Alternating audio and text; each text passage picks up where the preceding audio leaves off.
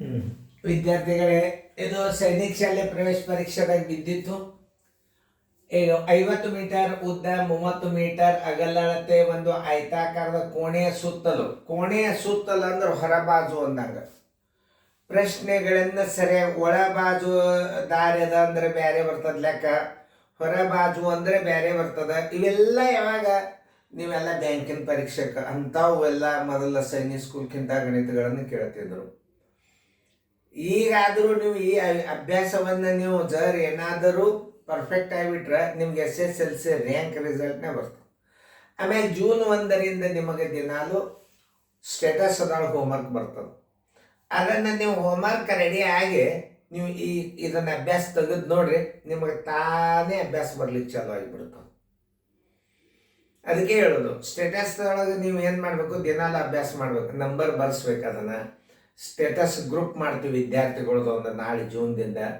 ಎಲ್ಲ ಅಭ್ಯಾಸ ಗದ್ಯವಾಗ ಬರ್ತದೆ, ವ್ಯಾಕರಣಾಂಶ ಬರ್ತದೆ, ಆಮೇಲೆ ರೀಸ್ನಿಂಗ್ಗಳು ಬರ್ತಾವೆ, ಎಲ್ಲ A to Z ಎಲ್ಲ ಅಭ್ಯಾಸ ಬರ್ತದೆ ನಿಮಗೆ. ಅದು ಶೇರ್ ಮಾಡೋದು, ಲೈಕ್ ಮಾಡೋದು. ನಮಗೆ ನೀವು ಇಷ್ಟು ಜನ ನೋಡ್ಲಿಕ್ಕತ್ತೀರಿ, ಈಗ 13,000 ಜನ ನೋಡ್ಲಿಕ್ಕತ್ತೀರಿ, ನಾನು ಭಾಳ ಖುಷಿ ಆಗ್ಯದ.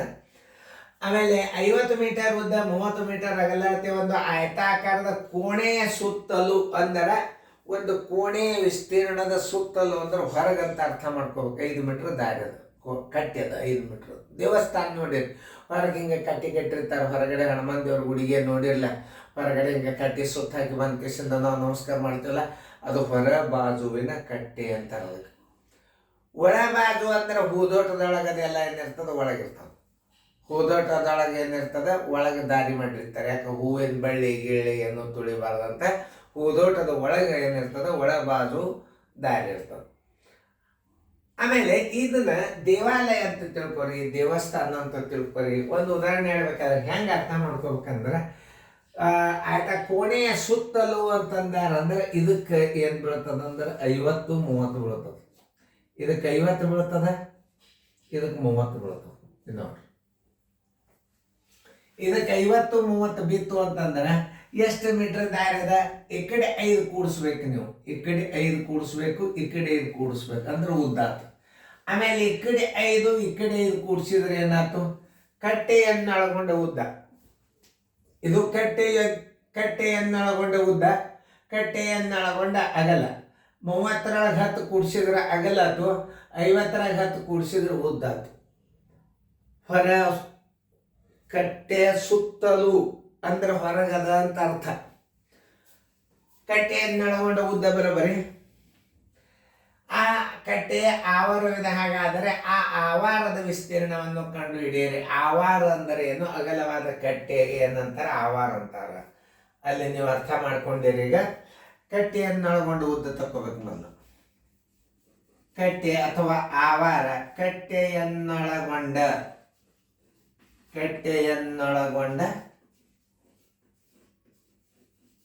ಉದ್ದ ಬರೋಬರಿ ಎಷ್ಟು? 50 ಪ್ಲಸ್ 2 ಗುಂಡ್ಲೆ ಕಟ್ಟೆ. 50 ಪ್ಲಸ್ 2 ಗುಂಡ್ಲೆ 5 ಬರೋಬರಿ 50 ಪ್ಲಸ್ 10 ಬರೋಬರಿ 60 ಏನಾಯ್ತು? ಉದ್ದಾತು. ಕಟ್ಟೆಯನ್ನೊಳಗೊಂಡು ಉದ್ದ. ಇನ್ನು ಕಟ್ಟೆಯನ್ನೊಳಗೊಂಡ ಅಗಲ, ಕಟ್ಟೆಯನ್ನೊಳಗೊಂಡ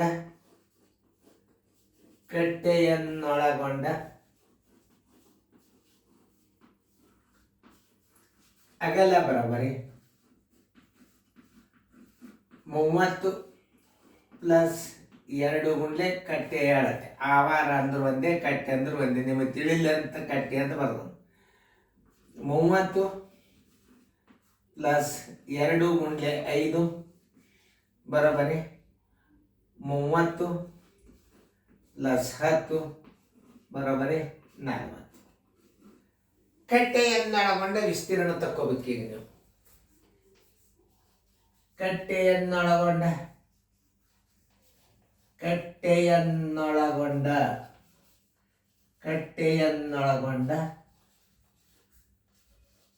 ವಿಸ್ತೀರ್ಣ ಬರೋಬರಿ ಉದ್ದ ಗುಂಡ್ಲೆ ಅಗಲ.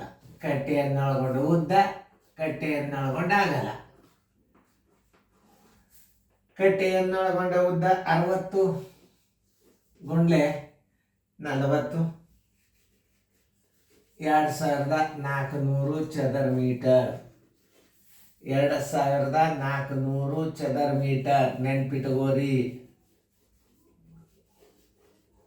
ಓಕೆ, ಇನ್ನೇನು ತೆಗಿಬೇಕು? ಕೋಣೆಯ ವಿಸ್ತೀರ್ಣ ತಗೋರಿ. ಕೋಣೆಯ ವಿಸ್ತೀರ್ಣ ಬರೋಬರಿ ಕೋಣೆಯ ವಿಸ್ತೀರ್ಣ ಉದ್ದ ಗುಂಡ್ಲೆ ಆಗಲ್ಲ. ಕೋಣೆಯ ವಿಸ್ತೀರ್ಣ ಬರೋಬರಿ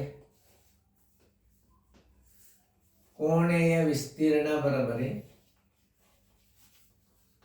ಕೋಣೆಯ ವಿಸ್ತೀರ್ಣ ಬರೋಬರಿ ಉದ್ದ ಗುಂಡ್ಲೆ ಆಗಲ್ಲ.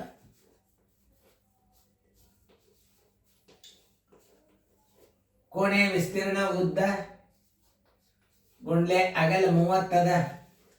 ಬರೋಬರಿ ಏನಾಯ್ತು? 1500 ಚದರ ಮೀಟರ್. ಇದು ಕೋಣೆಯ ವಿಸ್ತೀರ್ಣ. ಇಷ್ಟು ತಿಳ್ಕೊಬೇಕು. ಇನ್ನು ಆವಾರದ ವಿಸ್ತೀರ್ಣ ಅಂದ್ರೆ ಒಂದೇ, ಕಟ್ಟೆ ವಿಸ್ತೀರ್ಣ ಅಂದ್ರೆ ಒಂದೇ. ಆವಾರದ ವಿಸ್ತೀರ್ಣ ಬರೋಬರಿ ಆವಾರದ ಅಥವಾ ಕಟ್ಟೆಯ ವಿಸ್ತೀರ್ಣ ಬರೋಬರಿ ಕಟ್ಟೆಯನ್ನೊಳಗೊಂಡ ವಿಸ್ತೀರ್ಣ 2400 ಚಮಿ ಅದ. ಕೋಣೆಯ ವಿಸ್ತೀರ್ಣ 1500 ಅದ. ಇದರ ಕಳೆದ್ರೆ ಅಂದ್ರೆ 900 ಚದರ ಮೀಟರ್ ಆವಾರದ ವಿಸ್ತೀರ್ಣ. ಆವಾರದ ವಿಸ್ತೀರ್ಣ ಬರೋಬರಿ 900 ಚದರ ಮೀಟರ್. 900 ಚದರ ಮೀಟರ್. 900 ಚದರ ಮೀಟರ್ ಎಲ್ಲ ಉತ್ತರ ಸಂಖ್ಯೆ ಡಿ. ನೋಡಿ, ಇದನ್ನು ಸರಿಯಾಗಿ ತಿಳ್ಕೊಂಡ್ರಿ ಅಂತಂದ್ರೆ ಮುಂದಿನ ಗಣಿತಗಳು ಮಾಡ್ತೀರಿ.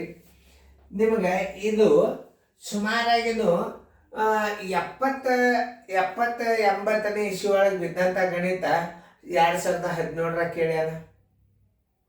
ಅದನ್ನು ಹಾಕ್ತೀನಿ. 2017 ನಾವು ಸೈನಿಕ್ ಸ್ಕೂಲ್ದೊಳಗೆ ಈ ದಾರಿ ವಿಸ್ತೀರ್ಣ ತೆಗೆದು ಅದರ ಖರ್ಚು ಎಷ್ಟು ನೋಡ್ರಿ. ಇದಕ್ಕಿಂತಲೂ ಟಫೇ ಕೇಳ್ಯಾನ. ನೀವು ಯಾವುದೇ ಒಂದು ಅಭ್ಯಾಸನ ನೀವು ಕಲೀರಿ, ಕೇಳಲೇಬೇಕಾದ್ರೆ ಬಿಡಲಿ, ನಿಮ್ಗೆಲ್ಲ ನಾಲೆಜ್ ಇರಬೇಕು. ಮೊದಲ ನಾವು ಏನು ಮಾಡಬೇಕು? ಕಲಿಬೇಕು, ಕಲಿಸು. ಇದು ನಿರುದ್ಯೋಗಿಗಳಿಗೆ ಭಾರಿ ಬೆನಿಫಿಟ್. ಇದು ಟ್ಯೂಷನ್ ಕ್ಲಾಸ್. ಈಗ ನಾವು 30 ವರ್ಷಗಟ್ಟಲೆ ನಾವು ದುಡಿದಿದ್ದೀವಿ.